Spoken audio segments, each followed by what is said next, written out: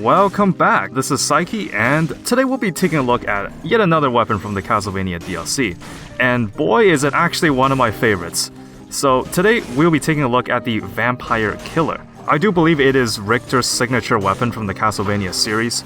But essentially, this weapon has the unique property of being able to crit on enemies that are on fire, which is actually the first of its kind. So as I'm just strolling through the prisoner's quarters, you can kind of see just how powerful this gets. Obviously, you do need to take a fire to actually crit, but if you do manage to crit, it's like an instant kill on pretty much every enemy in this first biome, which is actually pretty insane.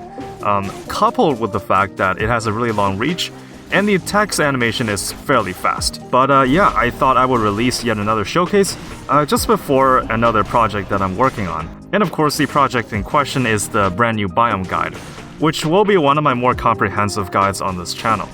So as we're shredding through this biome, we're gonna try and enter the new Castlevania areas. Last time around, we'd entered the endgame areas, which was Dracula's castle and then the final boss Dracula. This time around, however, we're going to try to go through the early game biomes. Unfortunately, you cannot access both the early game and end game biomes in the same run. Though I do understand why they made it so, since, well, you're entering Dracula's castle for the second time anyway, so it's gonna get a little samey. But something I realized in the castle outskirts or any of the DLC areas is that the first time you go through them, it will only give you like the new enemies from the DLC. But as you can see now that you've already entered the biome at least once, they'll actually start throwing normal enemies from the base game at you, which is not something I noticed. Speaking of which, I actually saw some discussion online regarding a possible criticism about the new DLC is that a lot of the enemies are more or less reskins. Obviously not all of them are reskins, but if you're talking about those werewolves and everything, they basically mimic the movesets of the Rampager. So that's definitely a point of discussion that I do want to point out. I originally thought I was going to make a video on it, but you know, I kind of just decided against it because I didn't think it was that big of a deal. But going into this DLC, that was something that occasionally popped up. Another point of possible criticism is that, again, you can't enter both the early game and the end game biomes. I don't really have a problem with that. I do wish that they kind of shaken up Dracula's castle a little bit in the late game. I do know that Dracula shows up every now and then to try and mess you up, but you're essentially putting players through the exact same biome. And as far as I know, other than the Medusa mini-boss, there's not actually that many things that are new about the late game variant. But I really like the castle outskirts. I think it's a fairly generalist biome that anyone can just go through with any type of build. Like, I don't think any build will specifically suffer a lot in this biome. Something I don't like the promenade for is that you have to deal with those invincibility dummies, and early on in the game it's just a lot to deal with. But I've been reviewing the biomes map, and then something else I found is that if you go to the castle outskirts, you can't go to the optional prison biomes. So Corrupted Prison and both Prison Depths are not available to you after this biome. The only route you can go to is Dracula's castle, and then you fight death after that. Now, I'm not sure if it's confirmed 100%, but given that the fact that you cannot go to the prison biomes, they actually give you an additional scroll if you go to the Castlevania route in order to compensate for it. So that is something that's kind of good about it, though I kind of wish they gave you more freedom with this DLC. I know it's just kind of like the whole theme of Castlevania is that you go through all the biomes that have more or less the same theme to it. It's just that if you look at past DLCs such as the Bat Seed, you can actually route to ancient sewers from the Arboretum, so you had a lot more flexibility. But hey, if this is how they want to do it, then I can't exactly complain. So this was the first time I entered Dracula's castle after having gone through it at least once, and then I actually didn't realize those tornado claymore guys are here too. You actually only see them in High Peak Castle, so it's kind of cool seeing them elsewhere in the map. The only thing is that they're pretty annoying to deal with, and since that this is an early game biome, I really hope that they scaled them correctly to deal, not too much damage to the player, but I can see that it is fairly balanced at the moment. So these guys with the spears is another type of monster that kinda has the recycle movesets from the base game. Again, I don't really mind it that much because there are at least some original enemies to go along with the update. But from here on out, you can see the damage it does from Vampire Killer is actually a lot. Like, you'll see it kind of fall behind in terms of damage a little bit, but 1 or 2 strikes is enough to kill the enemy. And then what's really interesting about having the vampire killer in the game is that it makes all of the fire-based weapons slightly more valuable, because there is finally now, instead of just like a bonus damage affix to burning enemies, you can actually make full advantage of just fire as a synergy. So in addition to that, I almost forgot to mention it, but we're also going to take a look at a new skill that was added, and that is Holy Water, which is currently occupied in my left skill slot. So when you use it, it will throw out like this bottle, and then when it splashes on the ground, it will leave burning oil on the ground just in the spot that it's splashed in. And it will linger there in a while, and I'm not sure if it does critical damage or not. So thematically, it's pretty fun to use, though it does have a fairly long cooldown for something I would consider to be a pretty minor effect. But in the case of showcasing the vampire killer, I didn't see why I couldn't do it. It almost seemed like a perfect fit for this weapon. So yeah, this is one of the weapons I will highly recommend checking out if you do have the DLC.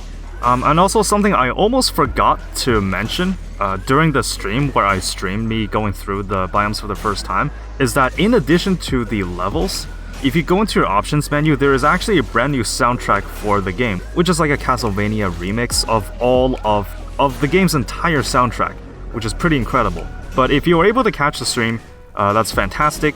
It was one of the few times I was willing to live stream. I had a lot of fun. The stream was only 2 hours long, but I managed to cover a lot of content. And while the stream was monetized, you might be pretty surprised to hear that from the 2 hours worth of stream that I did, I only made like $7 from the stream. I don't know how like the popular streamers do it, but YouTube, and I think along with Twitch, they do give you like this option where if you click it while streaming, it will play an ad for all the viewers. I didn't press the button once because I just think it wasn't needed. But it really goes to show that if you're not in like the upper echelon of streamers, you're really not gonna make it that far in terms of like monetization. Now, what's really bizarre is that on Twitch, if you have over 100 concurrent viewers, you're actually considered to be in the top 1% of streamers, which is completely bizarre to me. Like, it really just goes to show that most of the streamers on Twitch, they stream to like 0 viewers. And while I've definitely considered the venture myself, I just found it really hard to kind of like branch off and kind of gain viewers just from the get-go. Obviously, if you do manage to do it, that is fantastic, because the only times where your channel is visible is when you're actually streaming. Versus on YouTube, then people can watch it at any time. But yeah, streaming is a lot harder than it looks, at least in my eyes. Alright, so we're getting a healthy amount of scroll counts by now, at a steady 15, which is considered average, but even with such an average scroll count, I was able to actually one-shot those spinning claymore guys in the castle area. So we're gonna come up to the brand new boss fight, which is Death. I do not have much practice against this boss fight at all. From what I've seen, I do like the flavor of it. He doesn't really move around all that much, not like Conjunctivius. He does have some pretty annoying moves where he fires orbs that auto-track onto you. I wasn't too familiar with his movesets here, so I'm gonna take quite a lot of damage in this fight. But you know, everything is kind of just a learning experience, so I wasn't really put off too much about it. I also wanted to parry some of the moves here and there just to test out the waters of what I can get away with. But I think Death is a really good alternative to the Concierge if your build is just like pretty general and you don't know what to do about it. The only problem is that the only way to access Death is to go through the Castlevania area, so it's a lot more restrictive than your other routes, but he is a pretty fun boss fight. And then this was when I realized that Death actually only drops 3 scroll fragments on 5BC, which is actually the lowest out of the first set of bosses. So that was kind of a shame. I went online to confirm it later on, and that does seem to be the case. So on higher difficulties, usually people default to a boss that drops a higher amount of scroll fragments. Usually you go to Conjunctivius because she drops 5, which is the highest among the first set of bosses. And I'm gonna have a huge blunder here. I thought about using a health flask, but then I just thought, you know, it's interesting if someone's on low health, right? Always keep people on their toes. I was just gonna get the curse chest because, well, let's be real here. If you get hit once while cursed, you're dead anyways. So health really becomes irrelevant at this point. But I'm gonna take my time with this curse. The curse in the Fractured Shrines is a little bit more difficult because you gotta deal with those flying traps, and obviously those red birds that can just end your run outright if you're not paying attention. But if you're still fairly new to the game, I would still say take all the curse chests. I know it's kind of a big leap forward since the mechanic itself is pretty life-threatening. If you make one mistake, then you're done. But on lower boss style levels, you can just take as long as you want, because enemies aren't going to teleport to you. You can kind of just single out certain enemies here and there. And then since I was encountering this elite, I decided to just take a flask, since the curse has already been lifted, and I didn't see a point of putting myself in any more danger. So as I was reviewing the biomes guide, I actually found out that the Fractured Shrines actually give the same amount of scroll fragments as Still Village, which normally would be considered like a weak point, since you want to maximize your scroll fragments. But something interesting about the Fractured Shrines is that you actually get a guaranteed legendary item. At least you pick one from 3. And then here, I was so glad I came to the Fractured Shrines, because I'm gonna find one of the most unique legendary items in the game, at least in my opinion. The legendary version of Holy Water has the unique property of applying fire to the entire row of platform that you are currently on. And on top of that, there is a unique animation to go along with it. So the beheaded kind of calls down like this thunder, and then the entire platform is doused in fire. And on top of that, even though it doesn't say it on the tooltip, but using the legendary variant actually makes you invulnerable for like a split moment. So when you're playing the animation, you're locked in place so you can't move. But luckily you do get a shield bubble. So I kind of show it off every now and then, but it feels really distinct from its regular version, and it's definitely a step up for legendary items versus some of the items that are in the base game. Like in a weird way, you can almost tank some damage just by popping the legendary Holy Water, since everything will just be burning around you while you sit there comfortably with a invulnerability bubble. So I decided to take up the challenge and go for Scarecrow, because I think this build is definitely fast enough to warrant a Scarecrow fight. So at this point of the game, the build is pretty much solidified. In the past, I do think that Firebrand is not particularly a good support item, but now that the Vampire Killer is in the game, it is probably the best support weapon to bring with it. You could bring something like the Torch, but the Torch has a attack animation, and the range is really small. But you could definitely get creative with this build. You could run something like Pyrotechnics or Fire Blast, anything to set the enemies on fire. And then something I didn't realize until this run is that if you look closely, all of the Fatal Falls biomes are constantly raining. Like it's raining when you visit the Fractured Shrines, it's raining when you visit the Undying Shores, and it's also raining when you fight the Scarecrow, which is a pretty cool detail, and it really blends itself into its distinct theme as its own DLC. But yeah, I'm gonna go to the Scarecrow fight now. And I thought about replacing my shield here, but I think this build can definitely handle the Scarecrow in a really fast-paced way. Originally, like lore-wise, it would have made sense that the rain in the background will put out the fire, which would not be good for this build, but I'm really glad that it's not the case. So in the Scarecrow fight, this fight's gonna go on pretty quickly because the Vampire Killer just does so much damage, and the Flamethrower turret is just on its own level. So I'm gonna get chipped here because I underestimated just how much iframes you get with the Holy Water there, but I was able to clear with relative ease. So once again, I decided to go to the Queen and the Sea DLC areas.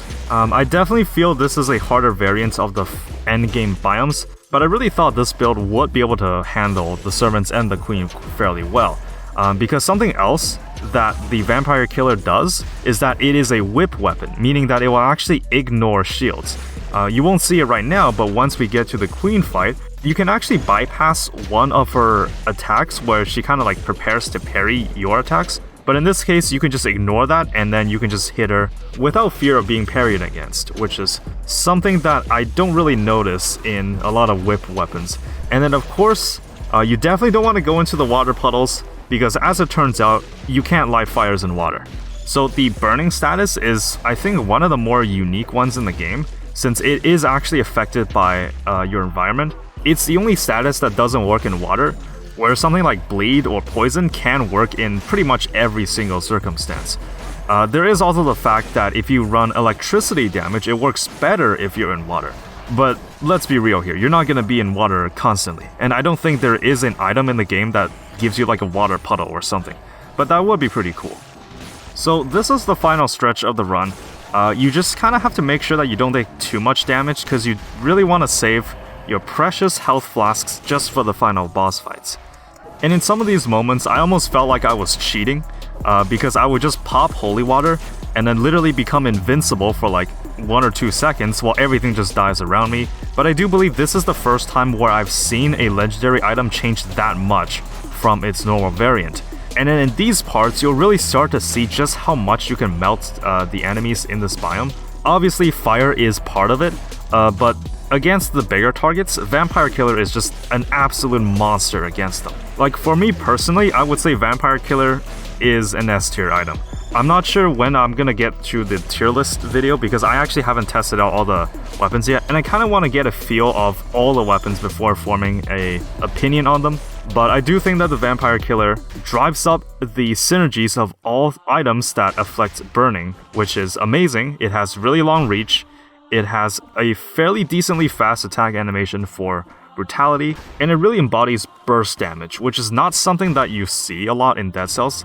The only other weapon that boasts a lot of burst damage is the rapier. So we're gonna go climb the lighthouse now, and then I was feeling pretty confident with the climb here, so I decided to just clip Calliope every now and then. Unfortunately, I'm not sure if you saw it, but I took like 1 or 2 points of damage from the fire there because I was getting a little bit too greedy. But I didn't really mind it that much, since now I can just take my sweet time climbing the tower while they can't do anything about it, because Vampire Killer just shreds through them like nothing. We're gonna see a little bit in this fight. We're just gonna parry some attacks here and then become literally invincible, and the first portion of the climb is done. But once again, I was kind of curious what I can get away with this weapon. So before we encounter the bow servant, I'm just gonna take out Calliope once again. So 1-2 slashes, that is more than plenty to knock them out of commission. But yeah, I gotta say, if it's reasonably possible to knock one of them out during your climb, then I would say by all means do it. It just makes the climb a lot easier, and it decreases your chances of getting hit, obviously. But I used to think that the lighthouse climb was one of the hardest portions of the game, but now I'm actually having a lot of fun with it, because your strategy when climbing can change pretty fast. Like if you're feeling confident, if you can knock out one of the servants, then you could make your climb a lot easier. And if you're feeling a little bit more defensive, then you can just scramble your way up through the shortest route possible, and you can still reach the top just fine. So against Euterpe, you just kind of have to watch for the openings. She's a bit more annoying to deal with because she jumps around everywhere, but you just wait till she comes down, and then the DLT is more than enough to take her out. So we're done with the second portion of the climb, and then once again I decided to step it up a notch, because once we get to Cleo, things start to get really chaotic. So I was just kind of waiting for my holy water to refresh there, and then I'm gonna get pretty greedy here. I'm gonna try to knock out both of those servants, and it actually worked. Like, that is just how powerful the Vampire Killer is. It's not killing any vampires at the moment, but it sure is killing something. This means all we have to worry about is Cleo. Individually, she's not a hard servant to dodge, but if all three of them are attacking you at the same time, it does kind of get out of hand. This climb was made a lot easier just because I was able to take one of them out, and then I'm getting a little bit too greedy here in my opinion, so I decided to just book it. I will have to fight the three of them eventually anyway, so I didn't really see too much point of putting myself in danger. So yeah, coming up to the final servants boss fight. Given that all three of them are on like half health already, I wasn't worried that much about it. So Calliope is gonna go down first, and this is definitely one of the fastest servants fight I've had in the game, and I'm just gonna focus my energy on Euterpe. Strangely, she's usually the last servant to go down, but I think in this run, because Cleo just kind of hangs around outside the screen, and then she occasionally comes in and tries to spin the tonfas at you, but if you have a shield, you can just interrupt the whole thing and deal damage in the process. So yeah, this fight has gone relatively well. Other than the occasional hiccup every now and then, the Vampire Killer performs exceptionally well. So we're done with the Lighthouse, and if it weren't for that one little chip of damage, I would have gotten the Flawless. So we're gonna go to the Queen now. And something you can do right before the boss fight is that you can throw down your turrets, and then you can just wait until the turrets restock. Doing so will make it so that you have a turret that's available right away when you start the fight, and have another one that's prepped up. It's not really a big thing that you can min-max, but it is something, which is pretty cool. So here Queen tries to do like the grab attack, and if she manages to grab you, you take a lot of damage. but the most important thing is that you don't die. So Dracula, at least in his current state, actually has an attack where he can just instantly kill you. Now, I'm not sure if it's like, because it makes sense lore-wise. I've never played the original Castlevania game, so maybe he does something like that to you as well. But as you can see, with the DLT damage from burning oil, I was able to get the queen down relatively fast. And just a couple more hits, because you can ignore the way she prepares to parry, you can just get in some free damage.